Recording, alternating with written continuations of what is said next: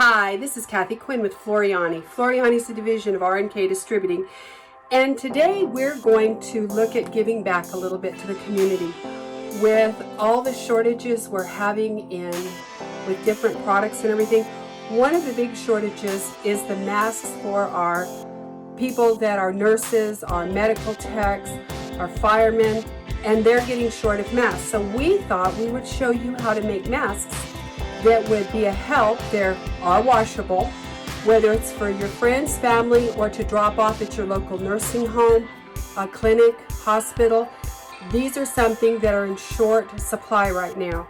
My sister-in-law is the director over at William Beaumont, which is an Army hospital, and some of them only have 2 days worth of constant masking left. So we thought we would give you a project to help you give back. So what we're going to do is we're going to look at making face masks. Now, what you need for this is our fabric.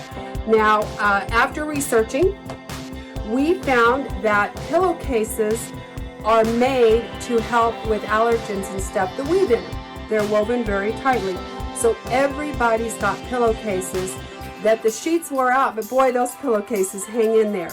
So I happen to have in my sewing room a package of 2 standard pillowcases.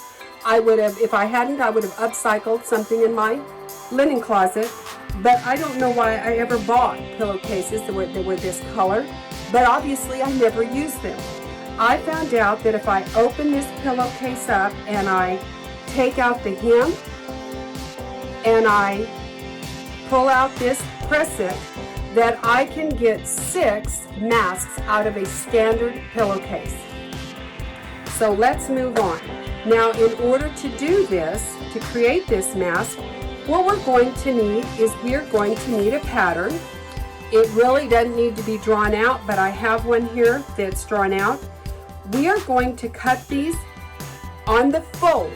So it's 9 inches wide and 6 inches tall. Well, that'll actually make it a 9 by 12 when we start. But this fold, we're cutting on the fold, so it's 6 by 9 if you're doing that. So the first thing we're going to do is cut our fabric. Now, once I've cut my fabric, I am going to go ahead and I'm going to cut the same thing on the fold, a 6 by 9 piece of Dream Weave Ultra. And I'm going to fuse that to the back, to the wrong side of my old pillowcase fabric or your fabric.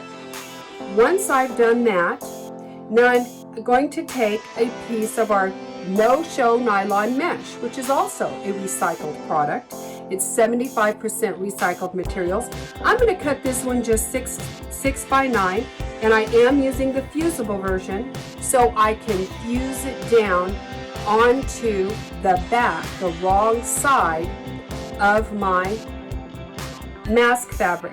Now I'm only doing it half of it. I'm not cutting a 6 by 12. I'm just putting another layer of protection in there to breathe through. And we've tested, believe me, we've been testing all day to see which products were good, which we could breathe through.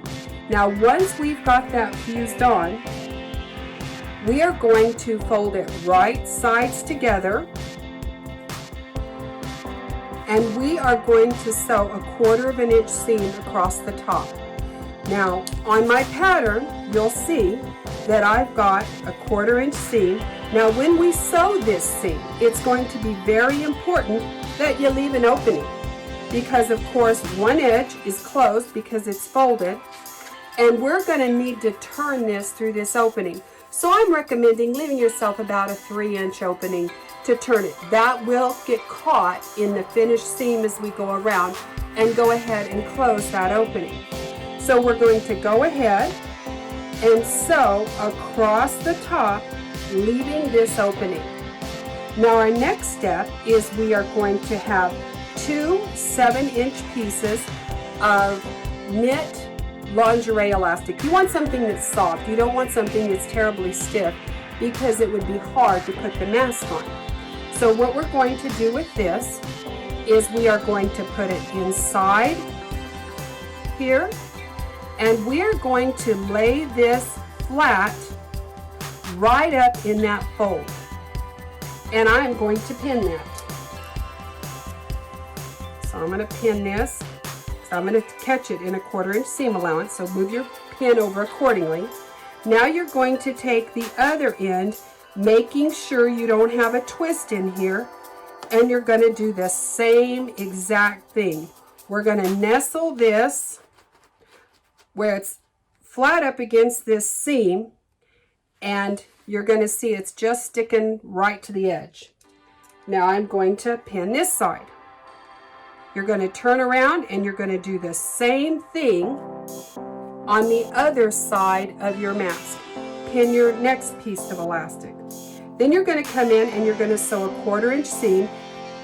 Make sure you backstitch 2 or 3 times over each edge so that you really secure that elastic. So you're going to do that on both sides. Once that's done, you're going to go to your opening and you're going to turn your mask through the opening. Once your mask is turned, and you'll see there's our opening.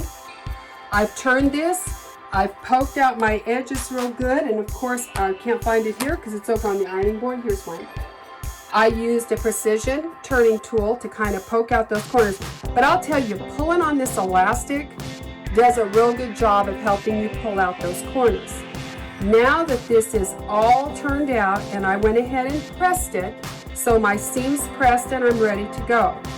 Now the next thing we're going to do is mark it, because we are going to pleat this mask. Now on my pattern, I'm going to tell you what I did, so if you want to make a pattern, what I did is I cut myself a 6x9 rectangle.